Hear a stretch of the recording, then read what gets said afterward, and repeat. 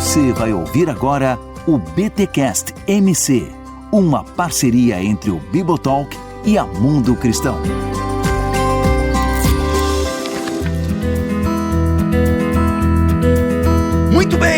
Muito bem. Começa mais um BTcast MC, o de número 9. Eu sou o Rodrigo Bibo e ser corajoso significa, na verdade, ter condições de sofrer dano pessoal. Olha aí essa frase do nosso amigo Russell Moore. Aqui é Gutierrez Siqueira e ser corajoso em meio às guerras culturais é ser gentil. Eu sou Igor Sabino e ser corajoso não é não ter medo, mas sim ter medo das coisas corretas. Caraca, olha aí, gente. Estamos aqui neste BTcast da Mundo Cristão para falarmos sobre o livro Tome uma Posição. Assuma com coragem as consequências de sua fé, de Russell Moore. Gente, um dos lançamentos aí da Mundo Cristão, que lançou vários livros bacanas em dezembro e já tá começando o ano também com lançamentos. E uns recados aqui rapidinho da Mundo Cristão é que a Mundo Cristão tem a Bíblia 365, que ela traz o quê?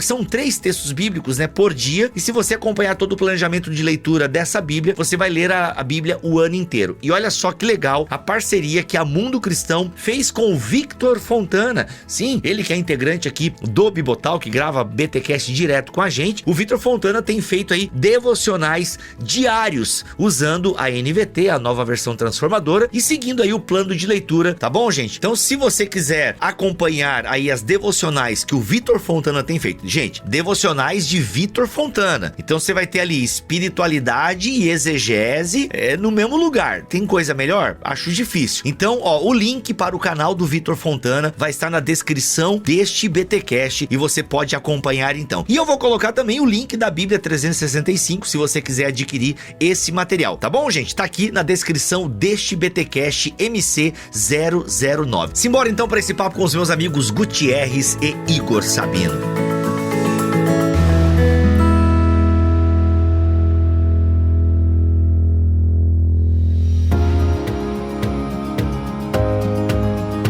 Igor e Gutierrez, meus amigos aqui de bancada, né? Quando a gente gravará podcast presencial, hein? Pô, eu não vejo a hora de fazer um BTD pra poder estar com vocês aí. Meus amigos, eu queria que vocês me introduzissem um pouco, né? Nos bastidores vocês já falaram do nosso amigo aqui, do Russell Moore. Quem é esse cara que escreveu Tome uma Posição? E por que esse livro aí, de certa forma, é meio icônico? Então, o Russell Moore é um pastor batista que pertencia à Convenção Batista do Sul. Para entender um pouquinho até o propósito do livro, é necessário entender um pouquinho da dinâmica da igreja norte-americana, que tem muita semelhança com a nossa realidade, mas também tem diferenças importantes. A maior denominação evangélica nos Estados Unidos é a Convenção Batista do Sul, é o nome da igreja. E o Russell Moore, ele fez parte dessa denominação durante bastante tempo, aliás, desde criança, e aí ele foi crescendo, virou pastor, foi ordenado, e ele foi presidente de um órgão muito importante da denominação, que é o Comitê de Defesa da Ética e Liberdade Religiosa da Convenção Batista do Sul. É um órgão que vai fazer, inclusive, diálogo da igreja com a política, por exemplo.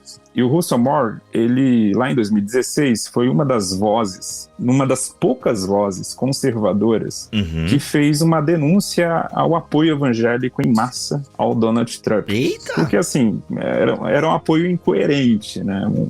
Quem é Trump? É um magnata ligado a concurso de Miss, que saía com várias prostitutas, um adúltero, um homem pagão, que agora era tido pelas igrejas como o homem de Deus que vai salvar o cristianismo na América, né? Então ele foi, assim, uma voz contra essa ideia maluca, e ele sofreu muito por isso, muito mesmo. Foi cancelado, literalmente, por muitos membros da igreja, por muitos pastores dessa denominação, mas não só por isso, também na sua organização, no seu comitê, ele começou a levantar casos de abuso sexual na denominação, casos esses que foram, assim, escondidos, ou a história foi alterada para parecer que foi uma relação consensual. Teve um caso clássico que uma garota foi abusada, uma garota que trabalhava em um seminário foi abusada por um professor do seminário, e aí a organização, no lugar de expulsar o professor, de puni-lo de alguma forma, transformou a história em um sexo consensual. Cara, clássico. Ainda transformando a garota na vilã da história. A vilã, putz. Então isso levou ele infelizmente, a romper com a denominação, assim, agora independente, né? Lembrando que também há várias igrejas batistas independentes nos Estados Unidos. Mas essa é o resumo, assim, da história. Um resumo do resumo. É só para vocês terem ideia de quem é o Russell Moore. Ele não é um teólogo liberal, nada. É um teólogo muito conservador, sempre comprometido com os princípios batistas, mas por ser coerente com a mensagem que ele pregava, ele justamente teve esse problema na sua igreja. Interessante. Eu só queria acrescentar um pouco, né, explicar que quando a gente fala sobre igreja evangélica nos Estados Unidos, tem uma divisão dentro do protestantismo. A gente tem as igrejas evangélicas, que são as igrejas batistas, tem também as igrejas não denominacionais e igrejas que a gente chama de históricas, né, como metodista, como igreja presbiteriana, seria até mesmo visto como mais mainline, que é uma outra divisão. E nesse sentido, o Russell Moore, ele era uma figura muito importante dentro da Convenção Batista lá do Sul, e ele teve muita coragem, assim, na época da eleição do Trump, eu acompanhei bem isso, porque ele não somente se opôs ao Trump publicamente, por conta da questão dos escândalos sexuais do Trump, por conta dessa questão do caráter dele, mas ele também apontou a questão da hipocrisia, porque quando houve, né, o escândalo lá do Bill Clinton, do adultério, esses mesmos conservadores que agora estavam apoiando o Trump, eles tinham feito pressão lá para que houvesse o impeachment, então eles estavam deixando de lado uma série de bandeiras que eram importantes para eles, para apoiar o Trump. E uma outra questão é que ele também se opunha a questões políticas do Trump. Então ele começou a levar esse órgão lá da Comissão de Liberdade Religiosa e de Ética para ter uma postura muito assertiva, por exemplo, em relação à aceitação de refugiados, né, o reassentamento de refugiados, quando começou a haver também um aumento dos casos de antissemitismo na extrema-direita, até mesmo entre alguns apoiadores do Trump. O Russell Moore, ele tinha coragem de ir lá e falar e dizer, olha, Jesus, ele foi um homem refugiado, ele foi um homem judeu, ele não é um homem branco e a gente precisa lembrar disso. E isso era algo que também gerava muita controvérsia, porque o pessoal falava que ele não era tão comprometido com outras causas mais conservadoras, né, principalmente em relação ao aborto, o que é uma grande ironia, porque o Moore, além de combater muito o aborto, ele também sempre incentivou muito a adoção. Então ele tem filhos adotivos. Eu acho até que tem um livro dele que a Mundo Cristão já publicou em português também, que ele fala mais sobre essa questão da adoção. E o impacto que o Russell Moore ele tem nos Estados Unidos é tão grande que ele é um teólogo público, né? Principalmente durante esse período. Então o papel que ele teve de ir contra a maré, né, de falar contra o Trump, isso foi algo que fez com que o próprio Trump se referisse a ele no Twitter. Então o Trump chamou ele no Twitter de nasty guy.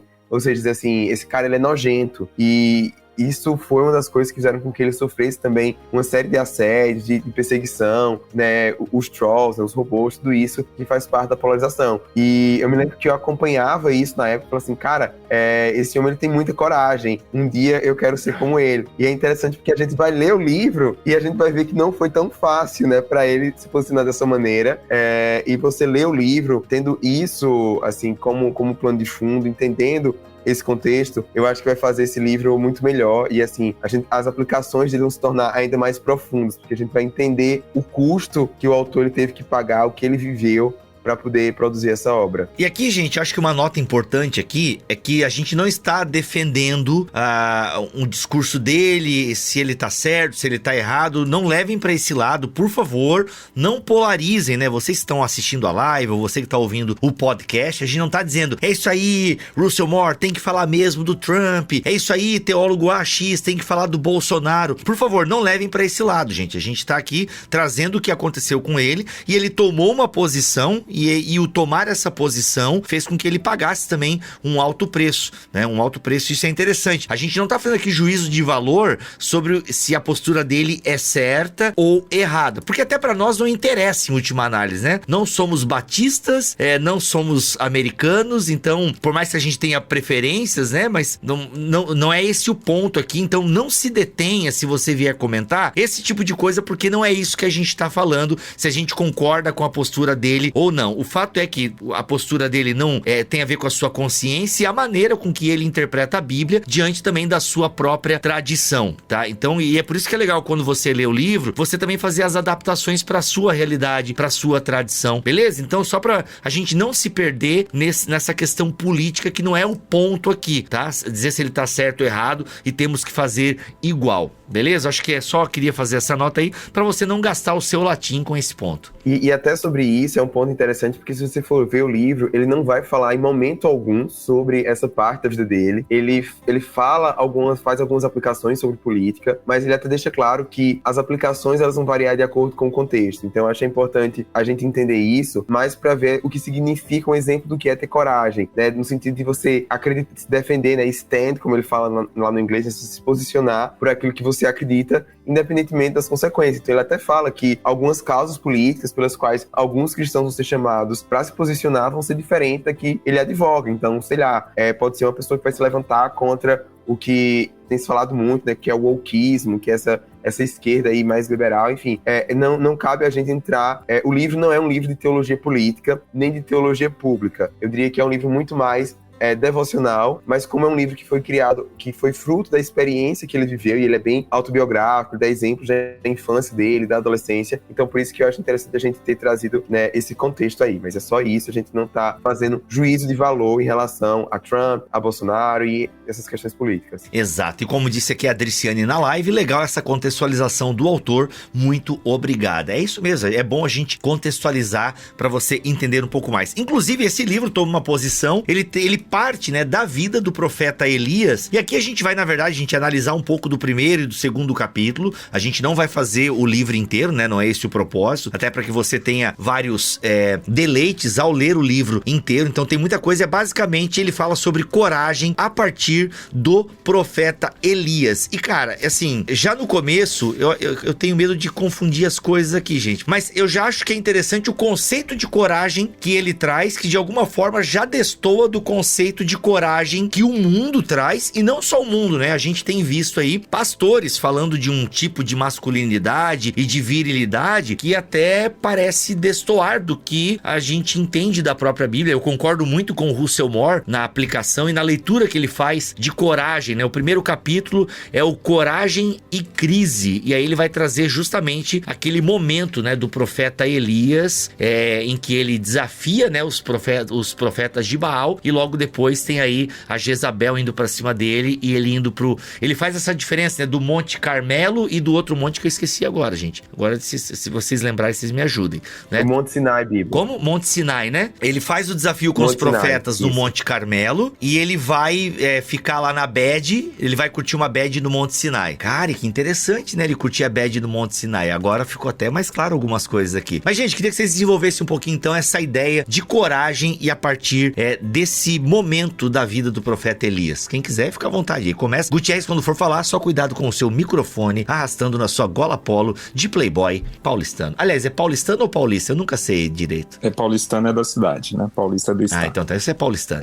Então, Bibo, ele vai contextualizar, o livro tá em torno do profeta Elias, mas eu acho que vale a pena uma menção aqui, a introdução, porque a história dele, eu acho incrível, assim, como a história dele é parecida, pelo menos eu achei muito parecida com a nossa história, assim, evangélica no Brasil, que é você viver numa igreja evangélica muito boa, no caso dele, era uma igreja que tinha uma relação saudável, tinha irmãos incríveis, uma liderança boa, mas ao mesmo tempo ele vivia numa cultura evangélica que era uma cultura ruim, que era uma cultura pesada, uma cultura baseada no medo, uma cultura baseada naquilo que você fala muito, Bibo, que é a teologia do cangaço. Do cagaço? Cagaço. Não, é do cagaço mesmo, é teologia do cagaço. Então, assim, ele reparte ali que ele também sofreu isso na sua adolescência, né? E ele tem uma crise aos 15 anos, uma crise depressiva como resultado disso, quando ele começa a ver essas incoerências da cultura, não da igreja em si, não da comunidade que ele fazia parte, mas da cultura evangélica mais ampla, até porque nos Estados Unidos há um conceito chamado de cinturão bíblico, ou cinturão da Bíblia, melhor dizendo. Bible Belt, é o Bible Belt? Isso, que é parte ali do meio, da parte mais agrícola dos Estados Unidos, que é uma parte mais conservadora e mais evangélica, né? Evangélica e branca. Porque a gente conhece os Estados Unidos dos filmes, é Nova York, Los Angeles, Washington, essa parte aí é... Chicago também, o Batman foi filmado lá. E Seattle por conta da série The Killing. Ok, fecha parênteses. Mas assim, são as cidades litorâneas ou próximas ao litoral. Para o cinturão da Bíblia, essas são cidades símbolos do máximo do paganismo, assim. Essas pessoas estão totalmente perdidas. É a parte dos Estados Unidos que já caiu na decadência. E lá eles ainda estão preservando o cristianismo, na visão deles, né? E aí ele tem uma crise com isso porque, assim, caramba, eu tô vivendo numa cultura cristã, mas que é totalmente incoerente. Que luta muito pela questão sexual, por exemplo, e é uma questão correta. Isso é um valor para ele também. Ok, a gente vai debater a questão sexual, a gente vai defender à luz da Bíblia uma sexualidade sadia, mas ao mesmo tempo, quando ia falar de racismo, não, racismo é um problema da cultura, é uma questão de pecado individual, a igreja não precisa trabalhar isso, basta a pessoa se converter que ela deixa de ser racista. Aí ele, puxa,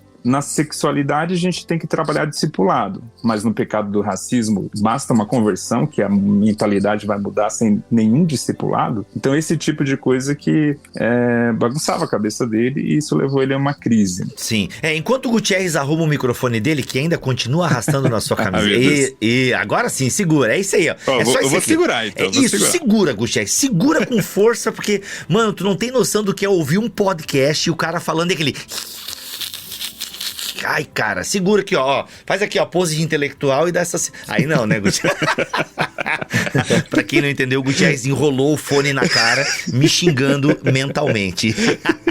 Ai, voltando aqui pro podcast, gente. Mas pode deixar essa parte aí, Túlio, pro pessoal ver como o host sofre. Pra ver como o host sofre, tá? A gente fica agoniado aqui com os áudios dos irmãos, né? Mas olha só, é interessante isso porque é muito parecido mesmo com a mentalidade brasileira. A gente não tem aqui um Bible Belt, né? Mas nós temos alas evangélicas que emulam bastante esse comportamento. Tem uma série também de vídeos do Victor Fontana sobre a experiência dele com a igreja norte-americana, que é bem legal. Vocês darem uma olhada lá, já que falamos aqui do canal do Victor Fontana no começo, aqui também na metade a gente também fala. E parte da cultura brasileira tem um pouco isso. A gente é meio seletivo com as nossas lutas sociais. É inegável que a causa da sexualidade pra maioria dos evangélicos olha aí, não sei o quê. Mas, mano, adoção, vulnerabilidade, agressão contra a mulher, desemprego, sabe, fome, não é assim, não chama tanto a nossa atenção. A gente também tem uma seletividade de militância, por assim dizer, né? E isso é bem complicado. Sim, e é isso que ele vai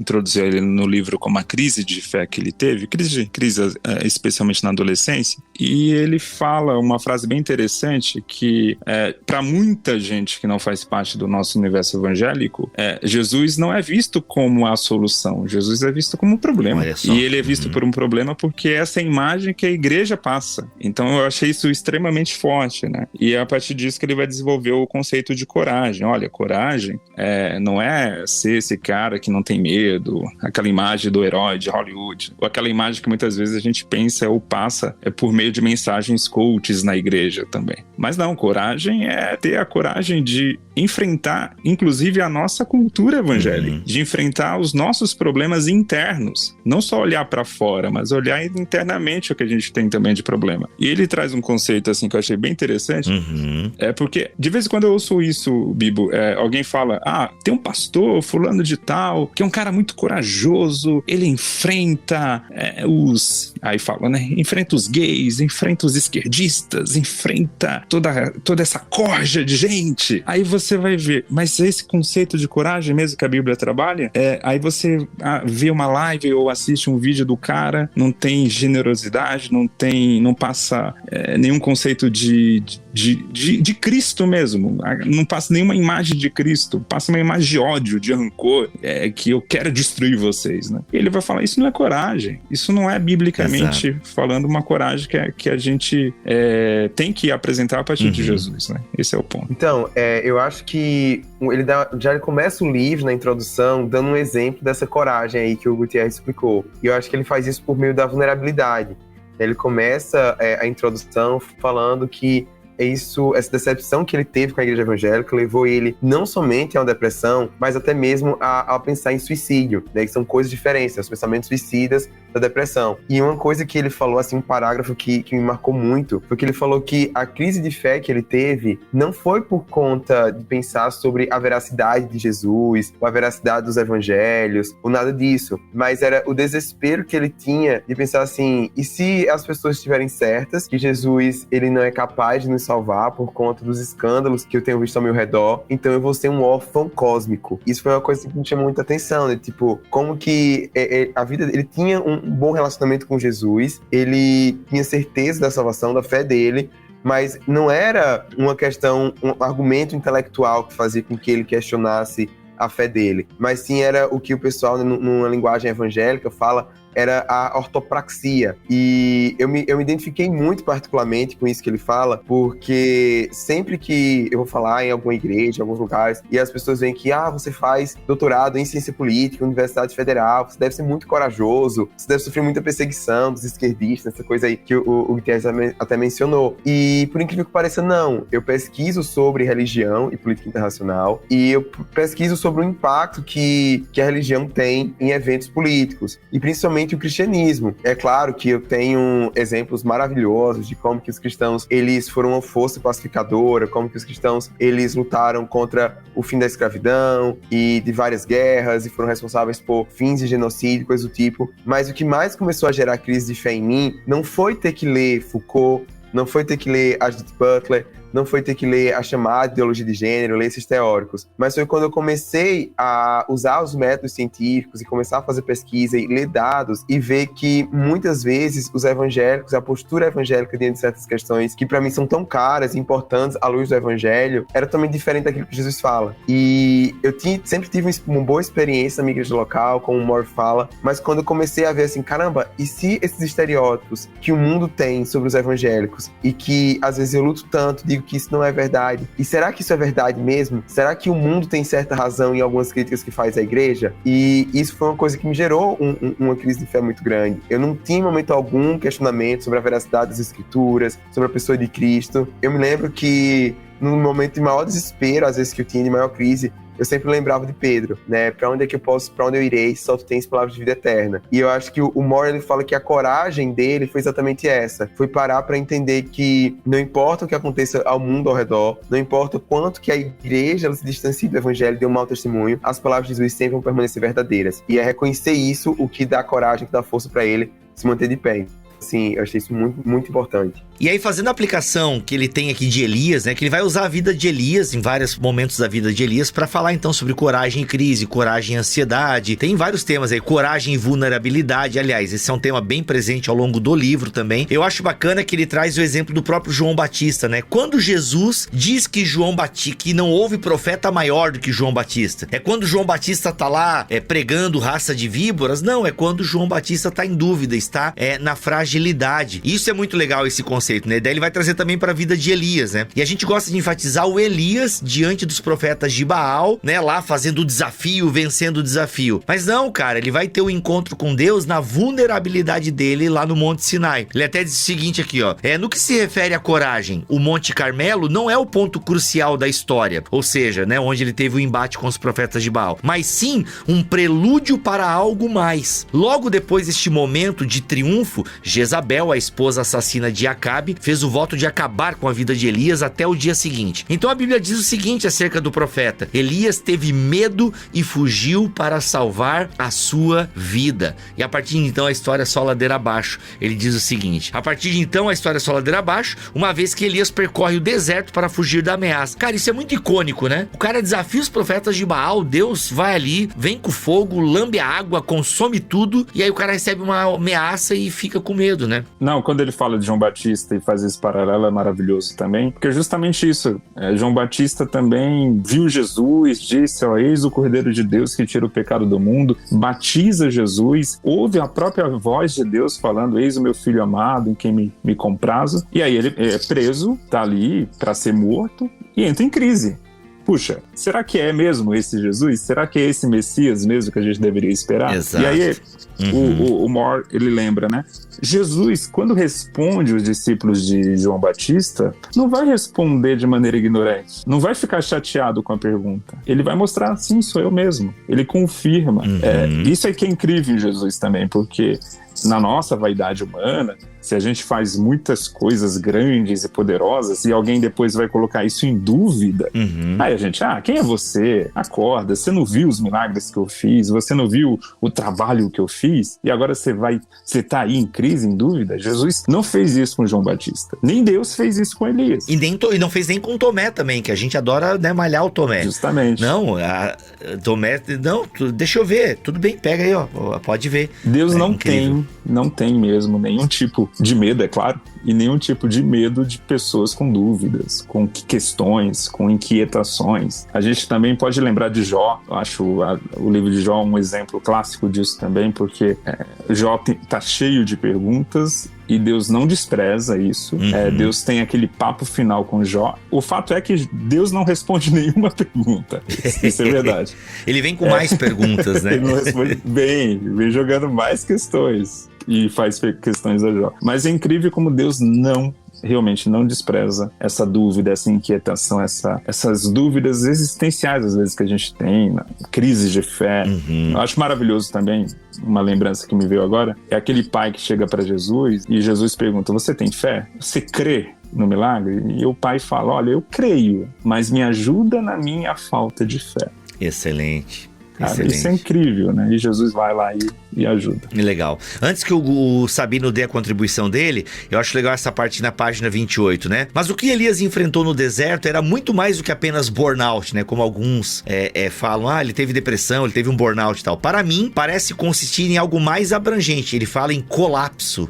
Elias teve um colapso. No deserto, e aqui eu acho isso maravilhoso, no deserto, Deus estava fazendo por Elias aquilo que o próprio profeta fizera no monte, removendo Baal, mas dessa vez de dentro do coração de Elias. Cara, isso aqui é maravilhoso, porque o caminho da coragem, tá? Por isso que ele é o modelo que a gente precisa. O modelo que nós precisamos não é o Elias, o profeta intrépido que vai lá e desafia os profetas de Baal. Elias é para nós um exemplo, justamente na sua fraqueza e na sua vulnerabilidade. O caminho da coragem, conforme definido pelo Evangelho, não é a virtude pagã da impassibilidade e da intrepidez, muito menos o retrato da cultura de nosso país de ganhar, exibir ou de força e atitude. Entender direito qual é o ápice da história de Elias é importante, porque se não fizermos, acabaremos seguindo para um lugar diferente daquele para o qual ele foi, em última instância, conduzido, a glória crucificada de Jesus Cristo, que daí ele faz o paralelo com o próprio Jesus, né? Quando Jesus glorifica o Pai, né? Qual é o ápice da glória? É onde ele glorifica o Pai, na sua obediência de morte e morte de cruz. Isso é fantástico. E até comentar exatamente sobre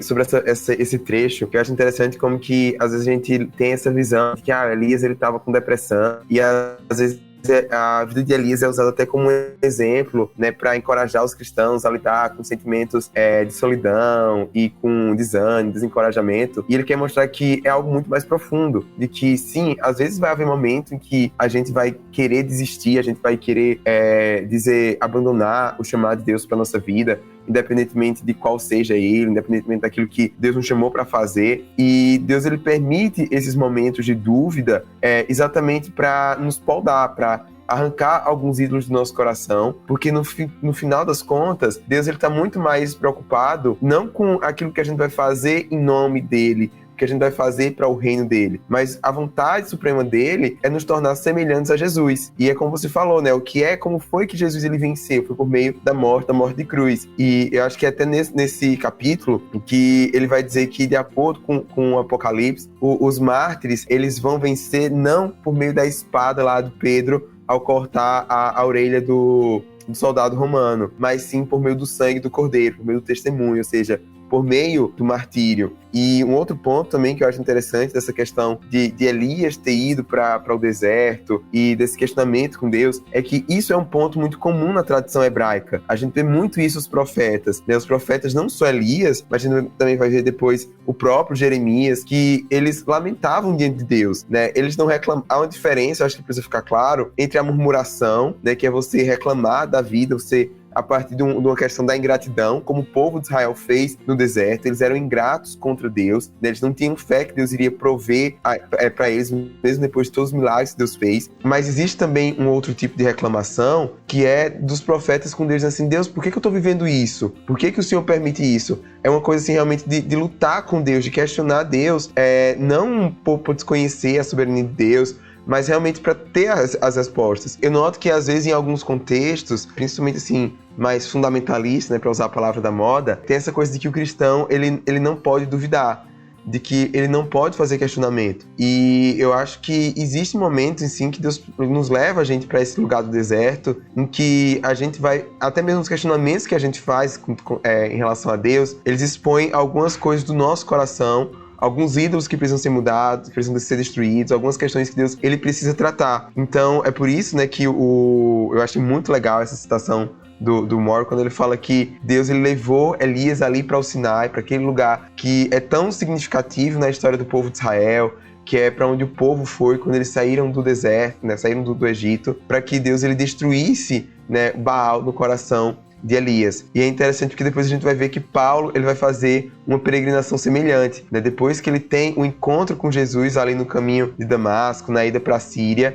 ele volta para o Sinai, né, que tem até a discussão se é no Egito, na Arábia Saudita, enfim, e lá ele tem também esse momento com Deus, que Deus transforma ele para que ele possa cumprir o plano que Deus tinha estabelecido.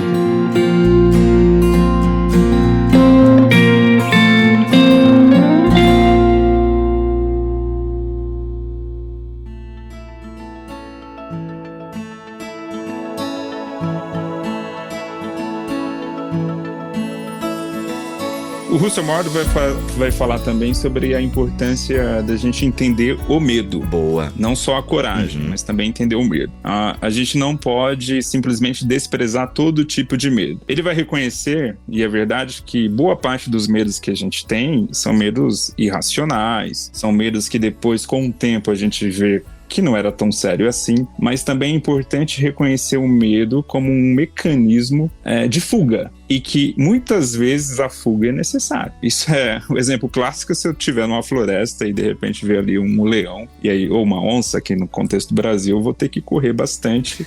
Então o medo me leva a uma fuga. Mas assim, a vida tá cheia disso, né? A vida tá cheia de momentos em que a gente precisa realmente fugir. E fugir muitas vezes também demanda coragem. Esse é um ponto também, a ligação do medo aí e da coragem que ele vai fazer. Eu achei esse um conceito importante porque a vida, eu acho que esse é um ponto alto do livro, é mostrar que a vida é muito complexa. Às vezes nas pregações, às vezes nos estudos bíblicos, a gente tenta simplificar demais a vida. Tipo, o cristão não pode ter medo, o cristão tem que ser corajoso naquele sentido de que o cara tá acima do bem e do mal, sabe? E a vida não é assim, vai ter situações que de fato eu vou ter que enfrentar a vida, assim, eu vou ter que olhar para a situação difícil e dizer, não, isso aqui é uma bobagem, esse medo aqui é irracional, eu não vou parar diante disso, e vai ter situações que eu vou ter que literalmente correr. Então, assim, saber qual momento que eu tô na minha vida, ou o que eu tô enfrentando, é um exercício também de sabedoria, de discernimento. Sim. Eu acho esse ponto extremamente importante, porque a gente não pode, e isso é um defeito que eu falo, estava conversando com uma pessoa recentemente sobre isso, esse é o problema da teologia coach, por exemplo. Não é o foco do livro aqui, mas a gente pode aplicar a teologia coach. O problema da teologia coach é que você pega uma pessoa que teve uma determinada trajetória de vida e pega aquela trajetória como um padrão, como algo que pode ser aplicado na vida de qualquer um. E a vida não é assim.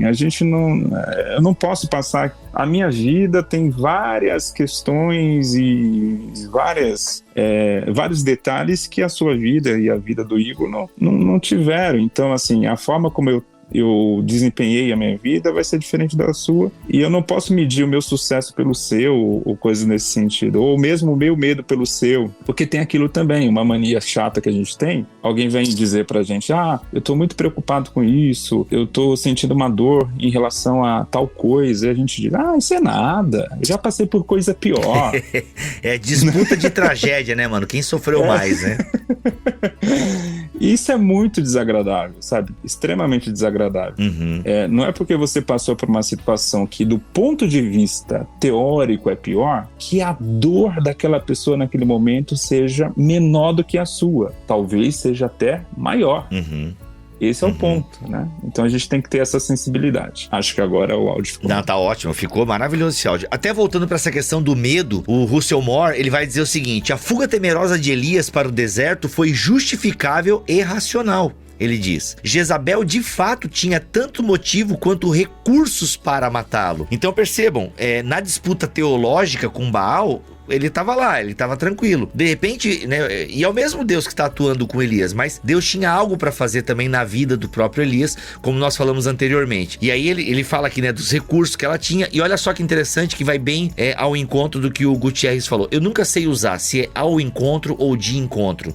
Alguém manja aí de português? No caso, ao encontro, né? De encontro... Ao encontro é quando eu vou corroborar, né? De encontro é batida. Batida. Ah, tá. Então, ao encontro eu estou corroborando com a sua tese. Ok. Então vai ao encontro que o Gutierrez, agora aprendi, hein? Ao encontro eu corroboro. De encontro estou falando o contrário. O medo de Elias não foi um lapso de coragem, mas o caminho rumo a ela. Lembrando toda a tese do livro, que coragem não é ter enfrentado os profetas de Baal. Coragem foi ter enfrentado o colapso que ele estava tendo e orado naquele momento e ter tido essa experiência com Deus. Isso é coragem aqui para Russell Moore. É esse testemunho de encarar a realidade da vida, tá? Ele diz o seguinte: o medo de Elias não foi um lapso de coragem, mas o caminho rumo a ela. Aliás, sem medo, a coragem é impossível. Sem medo, a coragem é impossível. Ser corajoso significa, na verdade, ter condições de sofrer dano, que foi a minha entrada aqui, a minha frase de entrada. Ou seja, é quando eu reconheço a minha vulnerabilidade, é quando eu reconheço o meu pecado, é quando eu reconheço que eu sou carne e posso ser devorado por bicho, né? Ou seja, é quando eu reconheço que a minha vida é como já cantava aquele hino, né? Eu sou como um vento passageiro que não sei o que e vai embora, como mosca no oceano. Brincadeira, não é mosca no oceano. Que música é o universo, é gota.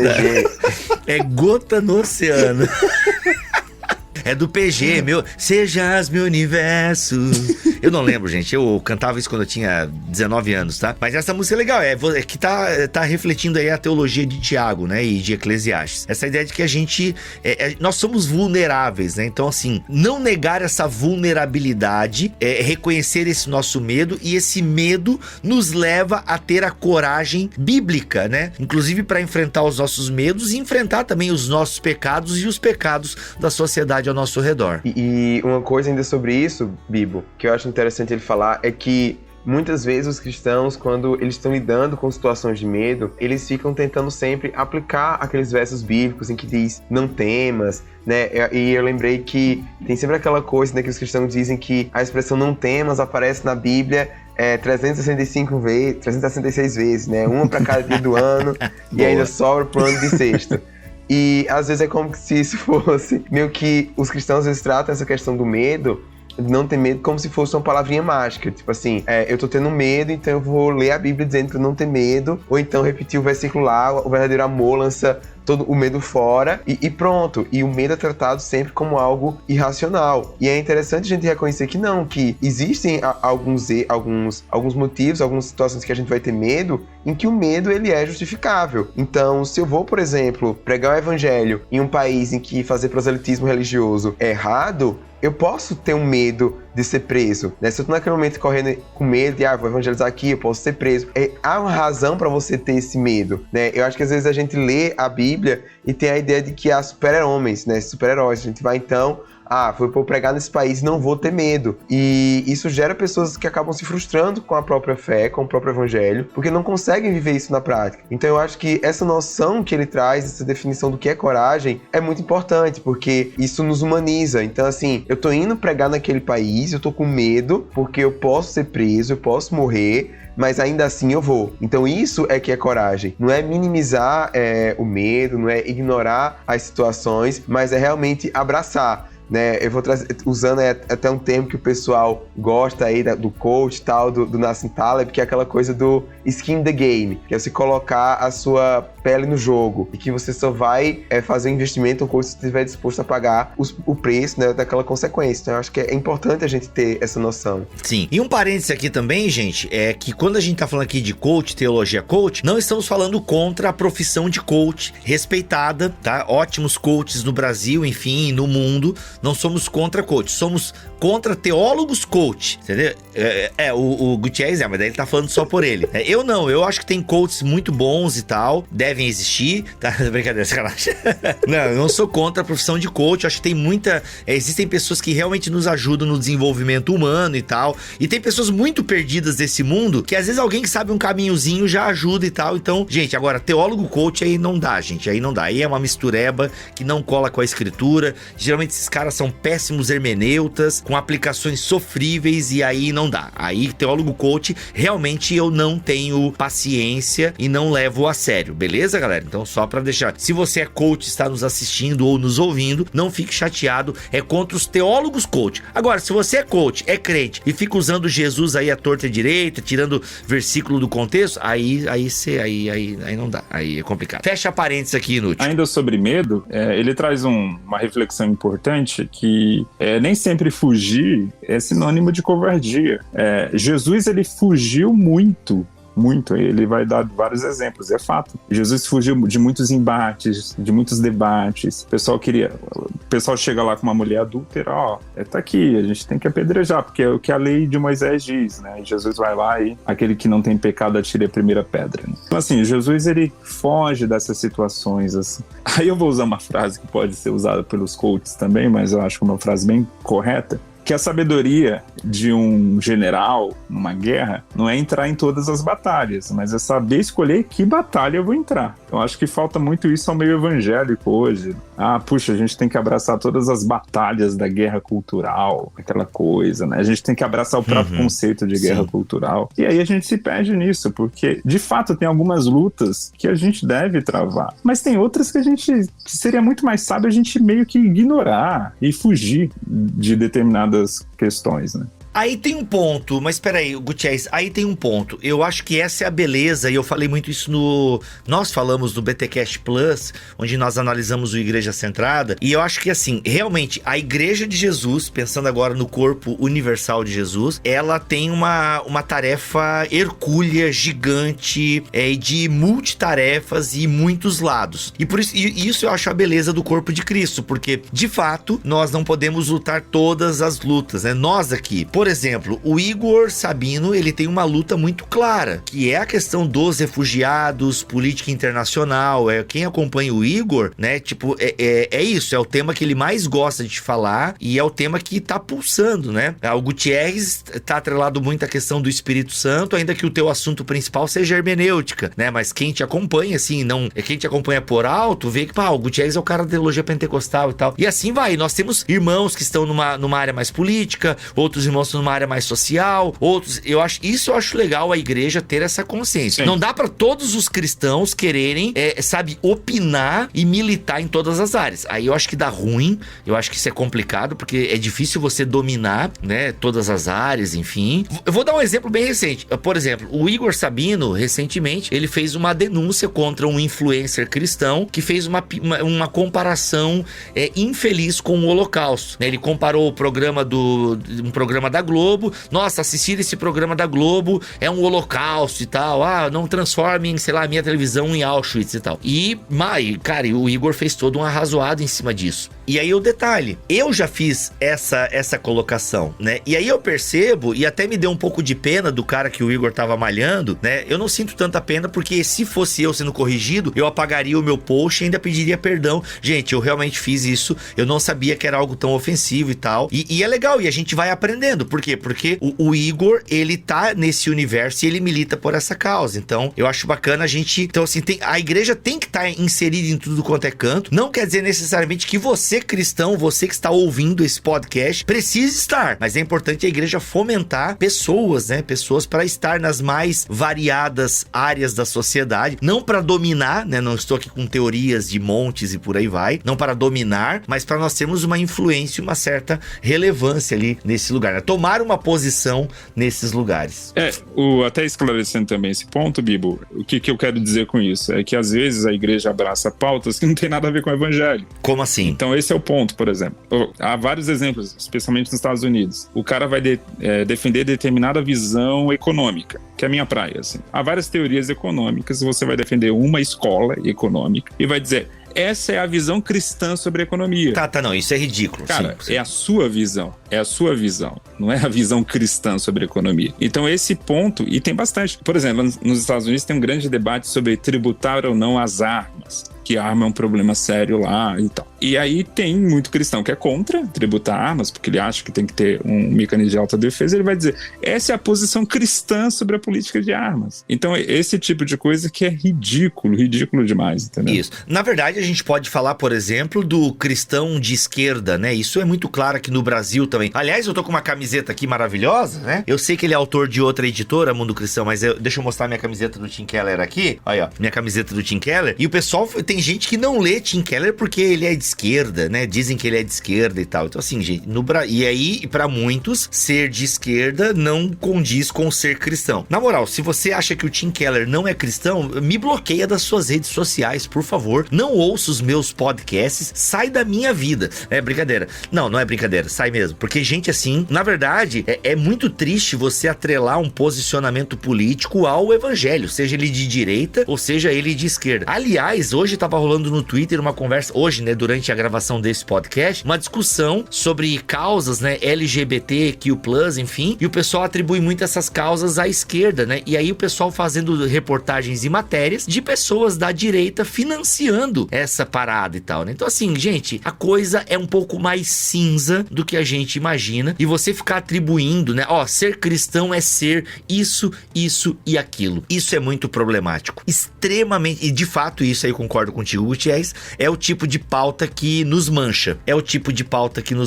porque primeiro, enfim, aí vai, né, aí vai. Ô Bibo, já que esse podcast é da Mundo Cristão, eu vou aproveitar e vou até falar de outro livro, já fazer o jabá deles, de outro livro, que eu acho que ajuda a gente... Que é maravilhoso, eu vou pegar ele na mão aqui, que eu até sei o que tu vai falar. Que é o livro um novo, que eles lançaram junto com esse livro do Russell Moore, que é Até que Sejamos Um. E nesse livro, o Chen, ele vai falar sobre isso, como que Deus... pessoas na igreja para falar de questões diferentes, como que Deus ele dá vocações específicas, algumas causas que despertam o coração mais do que outras, e às vezes os cristãos eles ficam se colocando uns contra os outros e questionando o cristianismo do outro, porque o irmão não tem, às vezes, a mesma preocupação com aquela causa. Então, esse Exclusão e Abraço também é incrível. Então, por exemplo, eu tenho uma preocupação muito grande com... não ia falar eu achei que você ia falar do Exclusão e Abraço. Mas dá pra falar também, que não tem a ver.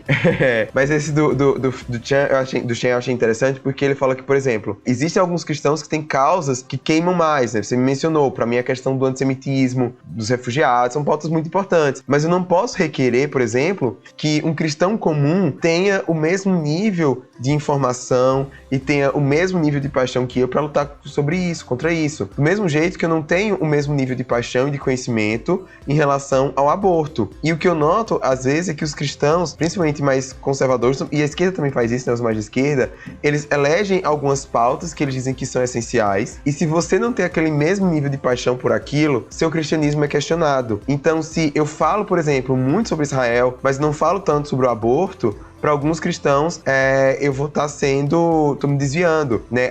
Por outro lado, se eu falo muito sobre o aborto, mas eu não falo sobre o cuidado aos pobres, então isso significa que eu estou negligenciando o evangelho para outros grupos. E o Francis Chan vai falar nesse livro que a beleza do corpo de Cristo é essa. A gente tem uma série de questões que são importantes, que a igreja precisa se engajar, mas pessoas individuais não vão conseguir fazer isso, porque nós somos finitos, a gente não vai dar conta de tudo. Então, aonde existe uma necessidade, não significa que a gente tem que se engajar. E a unidade da igreja é exatamente isso, é você reconhecer o chamado, a vocação do outro, e você apoiá-lo naquilo enquanto você cumpre o seu chamado e a sua vocação. Isso não deve ser critério para medir a espiritualidade e o cristianismo de ninguém. Muito bom, gente, muito bom. Galera, eu acho que dá pra gente caminhar pro final e a gente só arranhou as primeiras, sei lá, insights de 30 páginas do livro, tá, gente? Então a gente quer incentivar você a ler este livro. Tome uma posição, do Russell Moore, ok? Assuma com coragem as consequências de sua fé. Sim, a nossa fé tem consequências, cara, isso é básico, né? Mas o óbvio precisa sempre ser dito. Alguma consideração final, gente, que nós acabamos não entrando aqui, mas vocês gostariam de... Poxa, não podemos terminar o podcast sem antes mencionar que... Acho que a gente passou bem. Passamos bem. Eu até tô feliz que o Igor Sabino não caiu, né? Porque gravar podcast com Covid não deve ser uma coisa muito legal, tá? E aqui eu encerro então, gente, o programa lendo um parágrafo muito legal que o Russell Moore diz na página 35. É preciso coragem não para fazer coisas radicalmente importantes, mas para ter uma vida comum, tranquila, com integridade e amor. Esse tipo de vida requer não só clareza em relação aos pontos de debate na sociedade, como se nossos problemas estivessem ligados às questões abstratas, mas também coragem para atravessar o deserto sem saber para onde vamos, coragem para ficar de pé e coragem para cair. E aí em outro momento ele fala: nós conhecemos o caminho. Não há mapa aqui, mas você conhece o caminho. E caminho ele escreve com letra maiúscula, afinal ele está se referindo a Jesus. Olha aí, gente, encorajamos vocês a ler e a adquirir esse livro. Tome uma posição, de Russell Moore, tá bom? O lançamento aí da Mundo Cristão. O link está aqui na descrição deste podcast. Igor, muito obrigado pela tua presença aqui neste BTcast da Mundo Cristão, meu irmão. Nada, cara, o prazer foi meu. E eu gosto mais de gravar com você, então quando precisar, só chamar que tô aqui. Com certeza, Igor, você voltará aqui, meu irmão. Prazer é meu. Guti, tamo together daquele jeito, muitos projetos aí e é nóis, hein? Muitos. Estamos juntos aí, em breve com o microfone novo. Olha aí sim, aí eu gostei de ouvir. Aí a edição me agradece. Aí é time grande, Brasil. E da próxima vez, né, se gravar com esse microfone, põe uma regata, por gentileza, tá bom? Meu Deus. É isso então, minha gente. Muito obrigado pela atenção de vocês nesse podcast. Voltamos a semana que vem, se Ele quiser e assim permitir. Fiquem todos na paz do Senhor Jesus.